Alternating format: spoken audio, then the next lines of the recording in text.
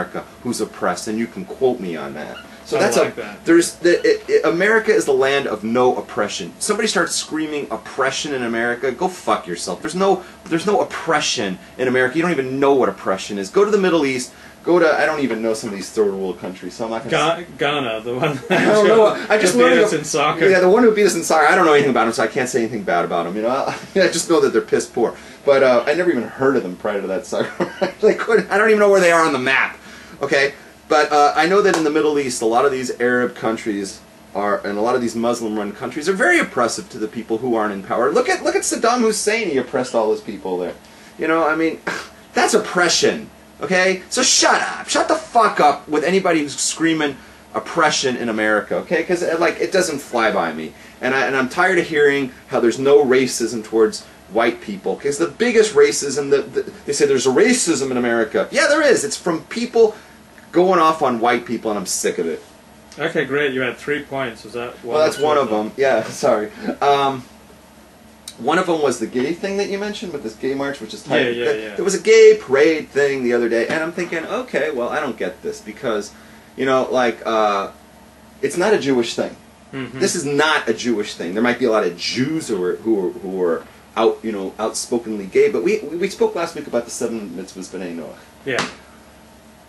One of the 613 mitzvahs and one of the 7 mitzvahs, so it applies to every single person on the planet, is that the homosexual act between males it is an abomination. It goes against God. Yeah. Okay? Yeah, if you do it or not, it's between you and God, and it's nobody else's business. Okay, so I get that. You know, if a man wants to have a homosexual act with another man and behind closed doors, that's his business between him and God. Let God sort it out. Why are we celebrating that is my question. I don't have a problem. It's like atheism. Atheism goes against God no matter... It goes against the Torah, whether you're non-Jew or Jew. You can't be an atheist. It's the height...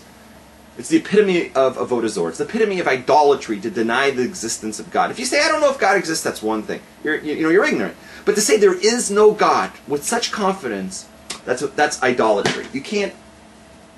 Everyone has to understand that. If you were to have an atheistic parade down Main Street, you know, and like, we're going to march for atheism, and we're tired of having God, and we're going to celebrate the fact there's no God, that's not something a Jew can attend. That's not something a non-Jew can attend. That's not something that we should celebrate. If somebody says there's no God, they're allowed to say that in the privacy of their own home. And if they're going to make a parade, that's something that people who are not atheists, that people who believe in God should not attend. Yeah. We should not celebrate, and it shouldn't be something that we're proud of. Yeah. That shouldn't be an embarrassment. That is not... The same thing applies by the gay parade. You know, if all of us have desires for some point for a member of the same sex, same gender, right? We're all inherently bisexual, right?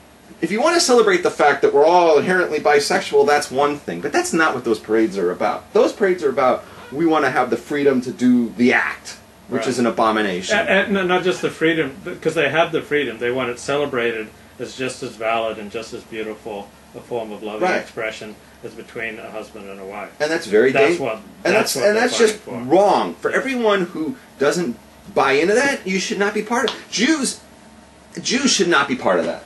Anyone who considers themselves, you know, a Jew shouldn't be part of that. Even a non-Jew shouldn't be part of that. No one should be at those parades. Those are horrible. And you had 3 points. The last one was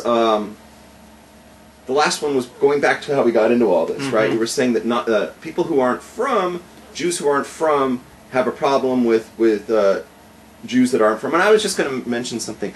I've worked in the secular world, and I've had employers who were both from, you know, Jews, and I've had ones who were Jewish but not from, and I've had non-Jews. And the ones I get along with best, my favorite employers, are the non-Jews. Yeah.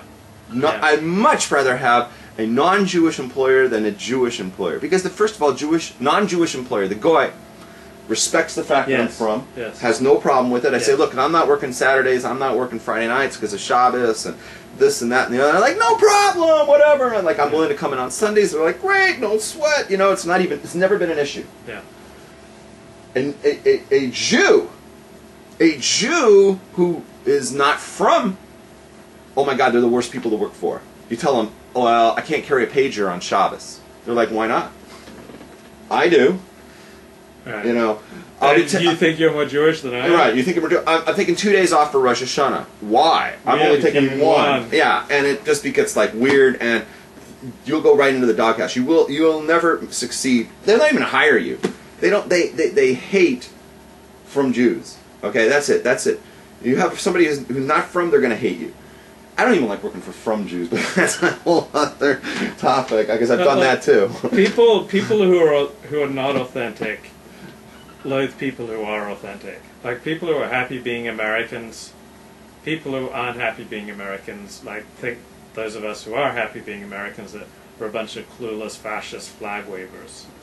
So people who live an authentic life to their traditions, to their people, to their religion, to their way of life, to their ethnicity, they're objected to by all those who want to strip away their ethnic, religious, traditional ties. They resent it. So you see it in the immigration debate that one side says, oh, anyone who wants to come here, let them come here. Who cares if they're illegal aliens? Right. We don't have to make any demands on them because, after all, the Torah commands us to love the stranger.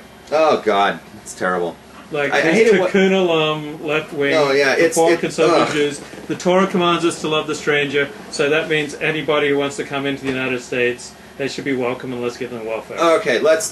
Can I just? This just makes me nauseous. I hate it when somebody tries to bring the Torah in to defend their points when the thing they're talking about goes against the Torah. Yeah. The Torah cannot be used to defend something that goes against the Torah. The Torah has a law called Mida Keneged. I'm so tired because I haven't had coffee. It has Dina de Machusa Dina, that the law of the land is the law. And the law of the land has to be respected. The United States has a law, and you know this because you're from another Australia, country. Yeah, you have to get entrance to the United States. You have to follow the law, and the law says you have to apply for whatever visa. You have to enter legally. And I have friends in other countries who can't enter the United States. They have tried, and they've either been denied because their country is not in good standing with the United States, they've been denied because they're too far down on the quotas or whatever, or they're just so far pushed back on a waiting list it's as if they're never going to get there. And it breaks their heart because they really want to come to the United States, and they're law-abiding citizens, and they can't get here. They respect the law. Yeah, the people who respect the law get screwed. Right. And the people who don't respect the law get welfare. Right, and then you come along, and you have the other choice. You could just barge the border and come on in, and you enter America, and the first thing you've done is a crime, right?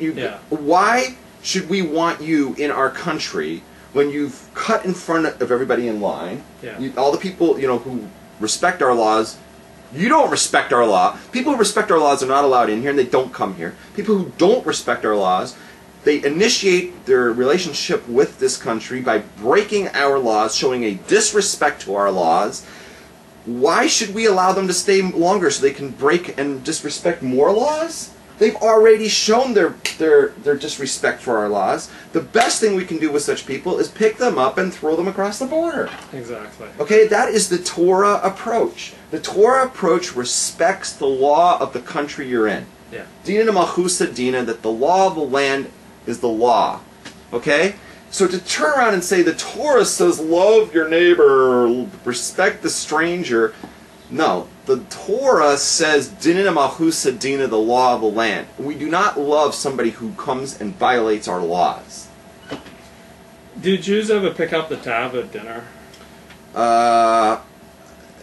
What? Well, I thought it was just an obvious corollary to what you were saying. This guy in the chat room Who said it? It's scrolled on. Don't try to scroll way back. He asked if Jews ever pick up the check. Do Jews ever pick up the check? Like you're eating, like some non-Jews and Jews eating together. Do Jews ever pick up the check? Or do we always try to run out before the check?